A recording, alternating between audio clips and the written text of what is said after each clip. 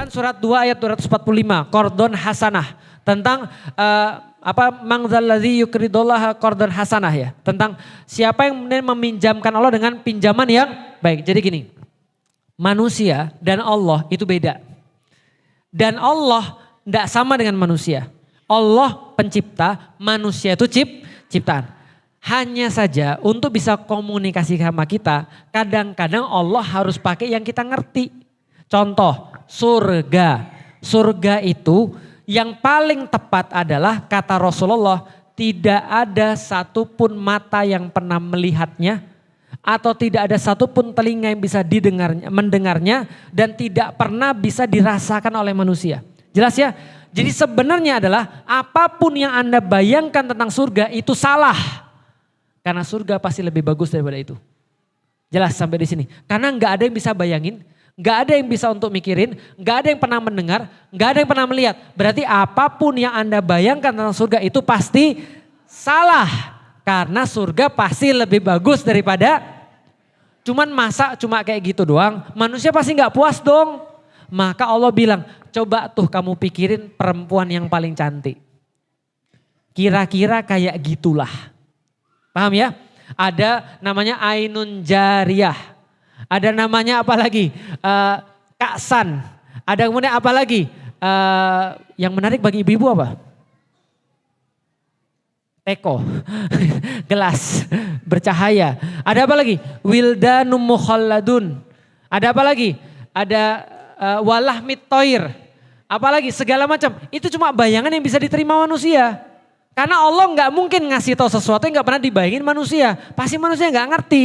Berarti yang harus dikasih tahu adalah yang bisa dipahami oleh bahasa Indonesianya namanya majaz. Majaz. Cintaku kepadamu tidak bisa dilukiskan dengan kata-kata asik. Paham maksudnya? Tapi itu kata-kata bukan? Kata-kata untuk melukiskan segala sesuatu yang tidak terindera. Majaz namanya. Perumpamaan, ibarat, ibroh. Bisa dipahami ya? Begitu juga ketika Allah katakan, siapa yang mau minjemin Allah dengan pinjaman yang baik, maka Allah akan yudoif, Allah akan melipat gandakan pinjaman itu. Artinya apa? Allah itu keras sebenarnya. Allah seolah-olah bilang begini, tahu diri gak kalian ya? Itu harta bukan punya kalian, hidup juga bukan punya kalian, yang puas juga kalian. Sudahlah harta bukan punya kalian, Allah yang kasih. Bukan punya kalian, Allah yang kemudian modalin. Kenikmatan itu juga Allah yang kasih. Lah kok ya, paham maksudnya? Lah kok yang gak mau untuk meminjemin Allah. Dalam arti berinfak untuk agama Allah. Itu dianggap kayak orang minjemin. Allah seolah katakan gini, orang bilang sedekah Tuhan hilang. Enggak hilang. Itu kayak Anda minjemin orang. Anda minjemin orang, Anda berhak nagih. Anda minjemin Allah, Allah ngasih Anda lebih daripada manusia kasih. Jelas sampai di sini? Makanya itu adalah majas. Nah, ada orang-orang gagal paham. Siapa gagal paham? Yahudi. Mereka bilang, Allah tuh miskin. Masa perlu duit? Masa perlu dipinjemin? Allah catat di dalam Al-Quran kata-kata mereka tuh. Mereka bilang Allah miskin dan mereka kaya. Padahal milik Allah lah seluruh yang ada di langit dan bumi. Kalian mikir apa sih? Allah kritik orang-orang Yahudi yang bilang Allah kaya apa yang perlu pinjaman. Bisa dipahami ya? Nah itu adalah kemudian maksudnya majas. Artinya apa? Ketika kita meminjami Allah itu kayak kita minjemin manusia tapi lebih majas. Ada lagi. Kalau Anda membantu agama Allah, Allah akan bantu kalian. Allah kok perlu bantuan? Gitu kan ya. Allah kok perlu dibantu agamanya? Emang Allah gak bisa apa-apa? Itu majas, mikir.